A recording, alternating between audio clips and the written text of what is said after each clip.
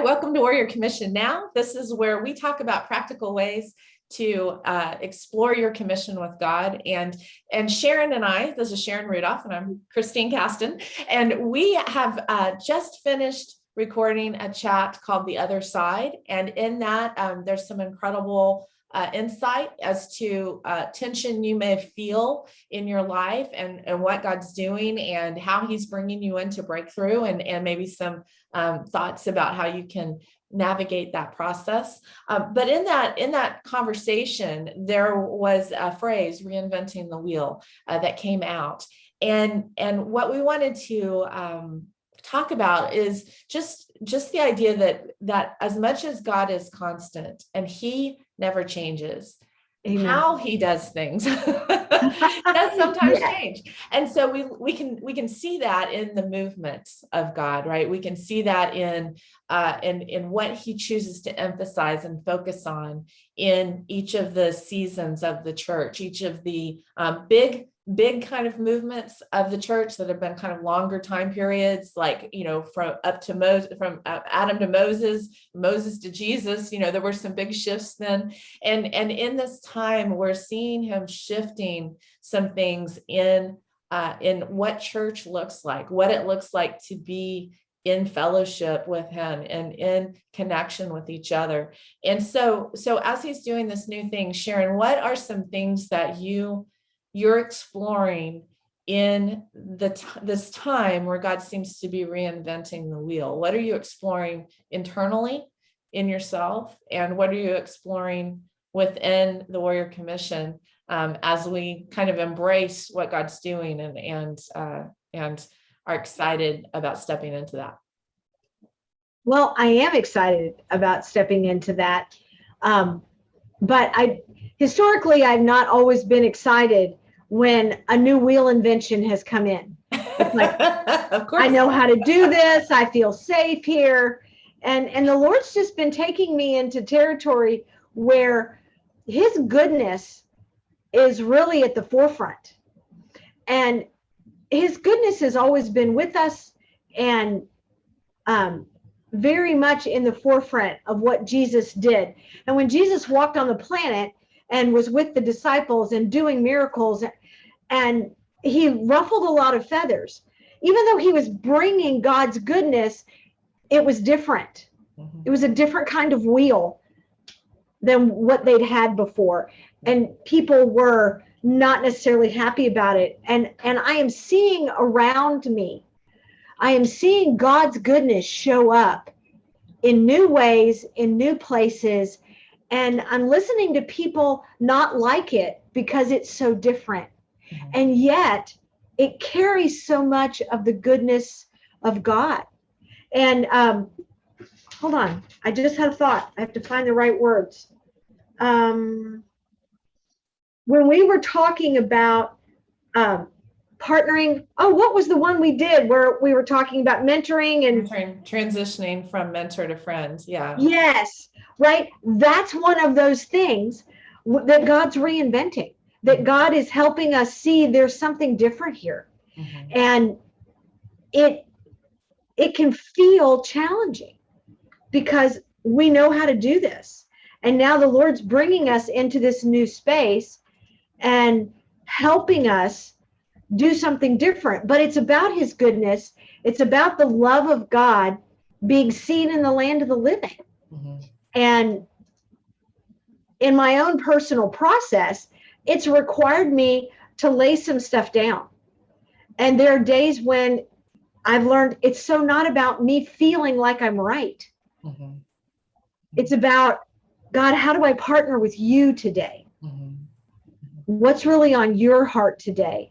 And that shift from leaning on my own understanding to leaning on the Lord. Mm-hmm. Yeah, I think that's brilliant, Sharon, because when you're in like business studies and they talk about how and sociology and psychology and they talk about how people adopt things, like when do they say, oh yeah, this is okay, I'm going to embrace that and move forward. So you've got people who are, early adopters, they adopt it quickly, and maybe Right. even like before they even know, they're like, oh, it's something new, I'm going to embrace that, Right. but then you've got people that tend to wait and tend to say, well, I'm going to see how this thing goes. I'm going to let you try that out, and I'm going to stand here and watch a little bit, and then I'll decide if I'm going to step in. And that's, that can be a natural, that can be something that's either a natural wiring, or it can be something that you've learned over time, right? I Right. adopted that thing early, and it, I adopted Sony Beta and it didn't work. And, and by the time I adopted VHS, we were on to DVDs, it's just kind of, it's a process, right? But Right. I think at some point in my life, I felt like it was more important to embrace and step into quickly, say yes to God quickly, Yes. in what he was doing, rather than wait and see what happens with that. And I think that in that place, we used to have a saying with my kids growing up that delayed obedience is disobedience. And kind of the idea that once you know what God is doing, it's not that you're being disobedient to not step in, but you aren't embracing all that he has for you when you wait.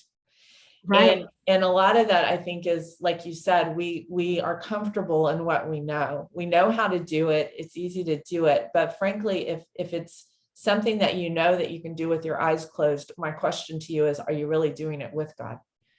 Right. Or are you doing it under your own power and your own abilities and your own skill set? Right. And I think that's part of, I think the other piece is that God is moving us toward the sons and daughters stepping into the earth so the earth can quit groaning, right? Right. Wouldn't that be nice? So that we rise up into the fullness of who he created us to be.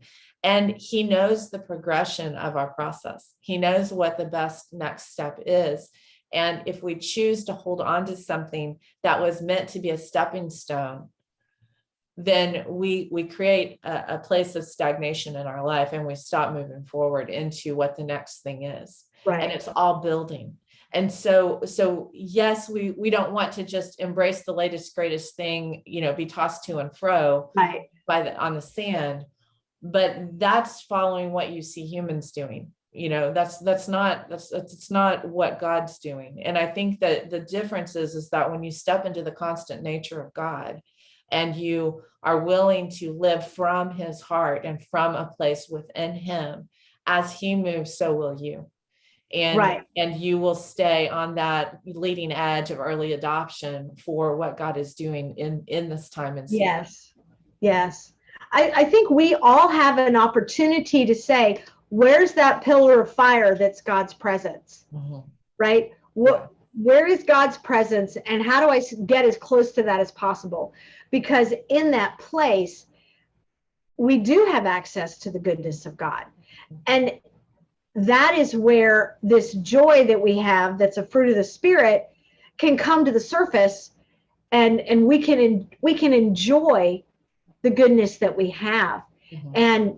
But as human people, we will have responses and reactions that maybe we don't expect, right? We in the other video, we were talking about the tension can rise between where we are now and really embracing the new thing. And that's okay. Again, it goes back to, we are loved sons and daughters of God. Mm-hmm. And we need to lay down our defining what is perfect, mm-hmm. and let God help us embrace his goodness. His perfect, his goodness. Yes. Because that's really what's going to bless us. Right. That is so true. So true. We want to thank you guys for listening in. We want to encourage you to embrace the reinvention of the wheel as God brings it to you, as God shows you things, as God is present in your life. And if you want to be part of a community that can help you learn how to be in tune and connected to the presence of God, you should check out the Warrior Commission, because that's what we do. We pursue identity with God and how that impacts our identity and walking out our design. So because each one of us does have our own unique commission, and we find that as we pursue intimacy with the presence of God. So come check us out, thewarriorcommission.com. Maybe we can help you on your journey of the pursuit of intimacy with God's presence. Yeah, and we hope that this chat just kind of helped you have a little bit better grid for the reinventing of the wheel that God's doing, and just encourage you in stepping into that and what that looks like. So you guys have a great day.